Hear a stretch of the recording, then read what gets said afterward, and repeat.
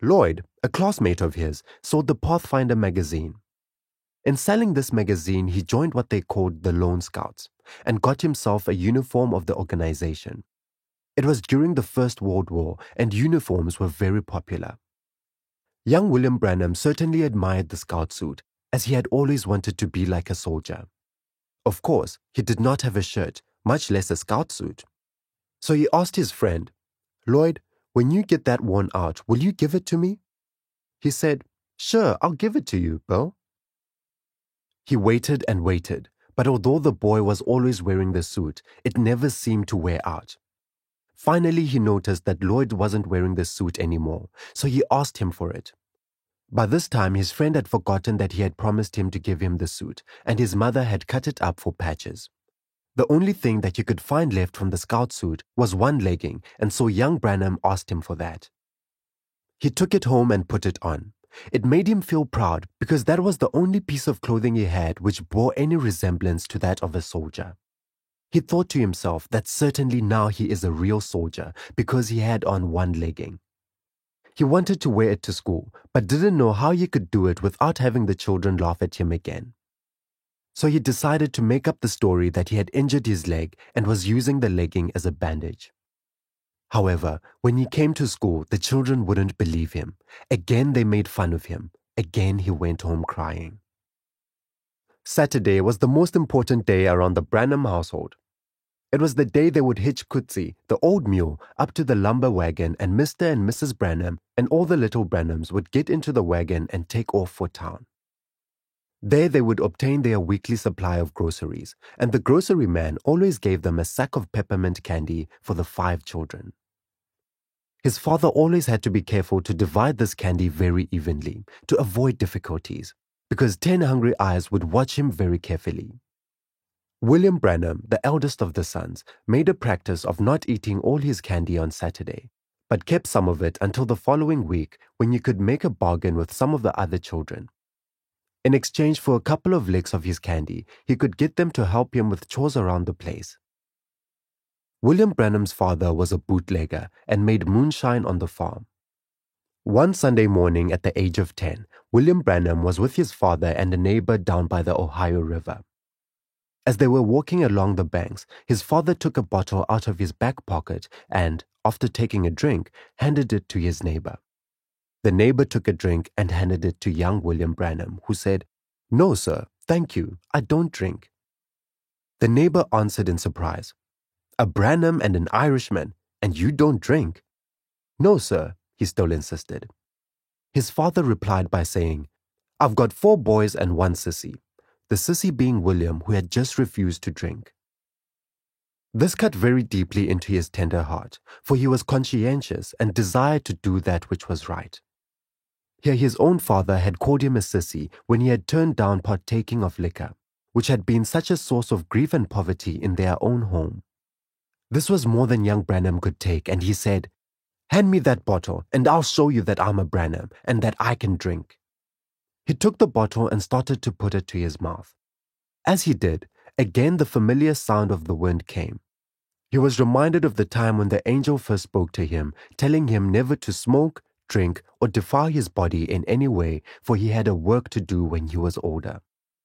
He had not been thinking of this, and when he heard it, he became frightened, dropped the bottle, and started to cry.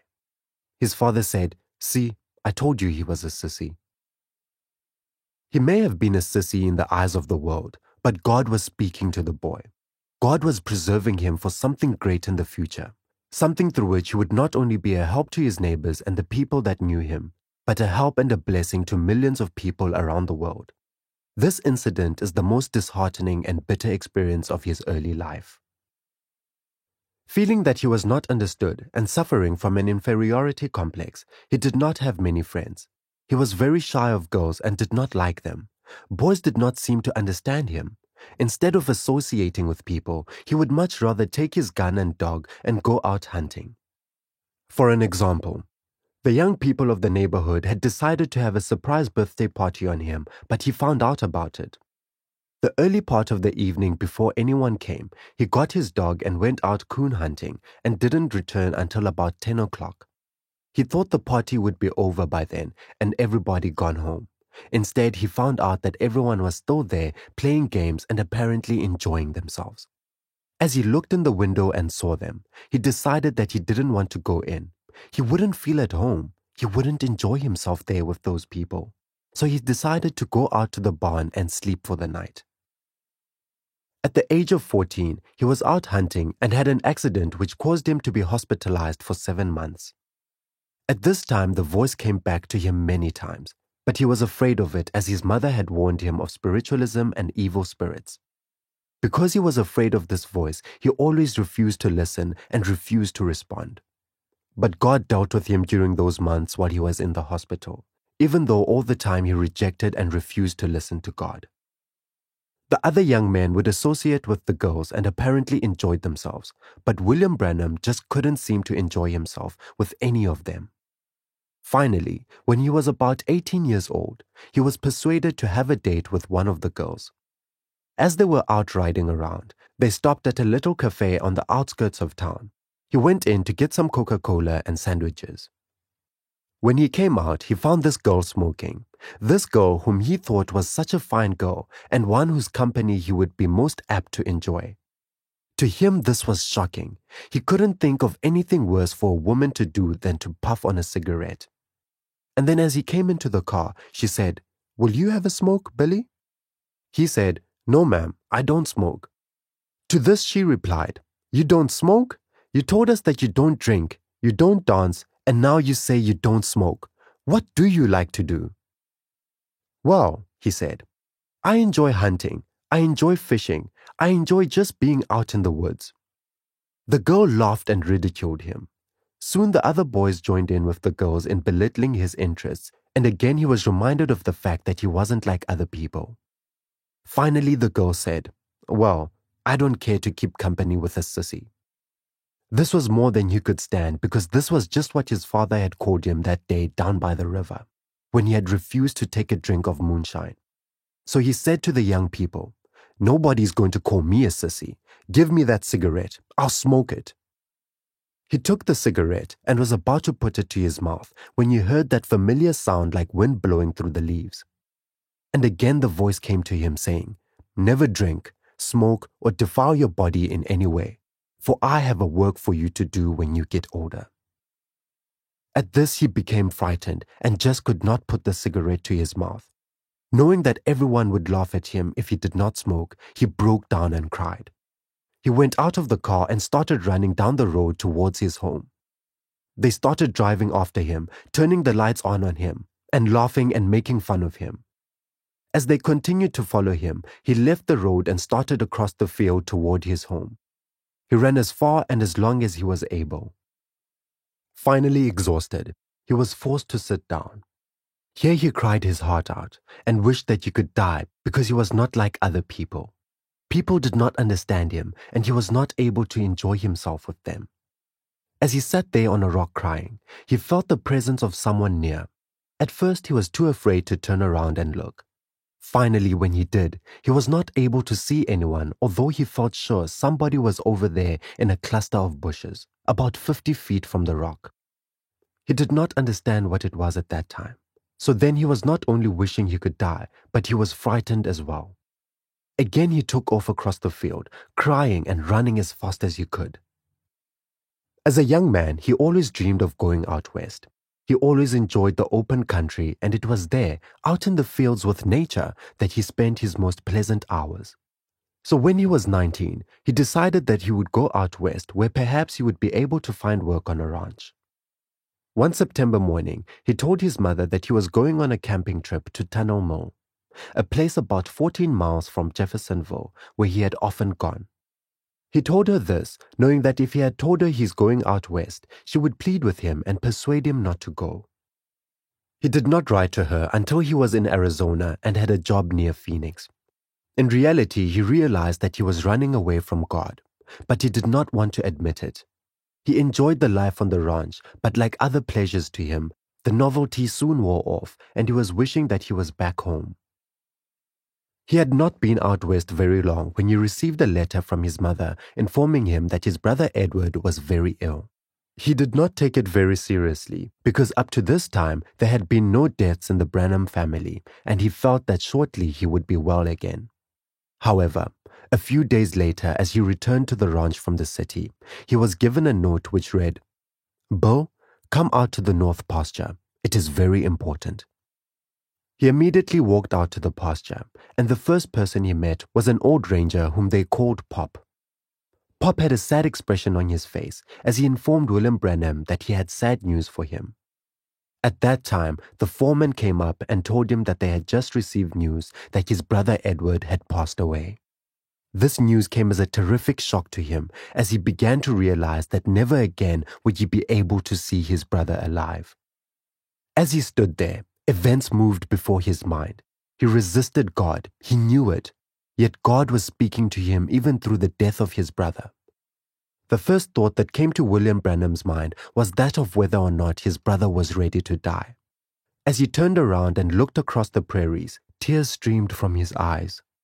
He recalled how they had worked together as little lads, and how life had been cruel and hard to them. He remembered how they went to school with not enough food in their lunch buckets, not enough clothing on their backs, and with toes sticking out of their shoes. They had to wear old coats pinned up at their necks because they had no shirts. He remembered that one day his mother had given them popcorn in their lunch buckets, and wanting to be sure that he got his share, he had gone out and taken a handful of popcorn before the noon lunch hour. As he stood there looking toward the east, across the prairie, he again wondered, was his brother ready to die? What if it had been him that had died? Would he have been ready? And again he had to admit to himself that he was not ready, nor did he want to meet his God. The first time that William Branham recalls hearing prayer was at the time of his brother's funeral. The Reverend McKinney of Port Fulton Church was conducting the funeral service. During the service, he said, "There may be some here who do not know God. If so, why not accept Him now?" This struck home to William Branham, who had returned for the funeral. He realized that he did not know God. After the funeral, he did not return west, but got a job with the Public Service Company of Indiana. After working with them for 2 years, testing meters in the meters shop of the gas works in New Albany, he was overcome with gas. This was the beginning of his illness, which forced him to accept and listen to God. He visited all the doctors he could, but none gave him relief. Finally, he was taken to a specialist in Louisville, Kentucky, where he was told that his appendix would have to be removed. Being he had no symptoms of appendicitis, he couldn't understand this, but nevertheless, they said the operation was necessary for recovery. He concluded that if it was necessary for him to have an operation, maybe he was more sick than he realized. In that case, he wanted someone with him who knew God. So he called for the pastor of the First Baptist Church, who stayed there with him as he went into the operating room. Just before they started to operate, he felt that he was rapidly growing weaker. Fear entered his mind that he would never come out of this operation, but that he'd be called upon to meet his God. And he realized that he was not ready. For the first time in his life, he called upon God for help. Immediately after the operation, he experienced another vision, which was the turning point in his life. He saw himself deep in a great forest. The sound of wind and rustling leaves was coming closer and closer. He thought to himself that it was death, coming to take him away. Oh, how he cried to God because he was not ready to meet his Creator. The wind came closer and louder.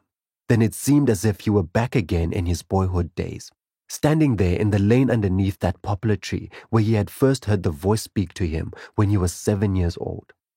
Again the voice spoke. "Never drink, smoke, or defile your body in any way. I called you, and you would not go." The words repeated 3 times. Then Mr. Branham cried, "Lord, if that is you, let me go back to earth again, and I'll preach your gospel from the housetops and street corners. I'll tell everyone about it." The vision was over. He felt stronger and realized that death was not near, but that he would be well. The doctor had not left the hospital because he wanted to check on the progress of his patient. When he saw William Branham, he said, "I'm not a church-going man. My practice is so great I don't have time, but I know that God has visited this boy." Evidently, the doctor had felt that William Branham would not live through the operation. But not only had he lived through it, but appeared to be stronger and well on his way to recovery. Neither the doctor nor William Branham understood it. I'm confident, however, that had he known then what he knows now, he would not have been confused, but could have very easily explained it to the doctor and others concerned. After a few days, he was released from the hospital and returned home. He then started out to seek God. Up until this time, he had no religious training.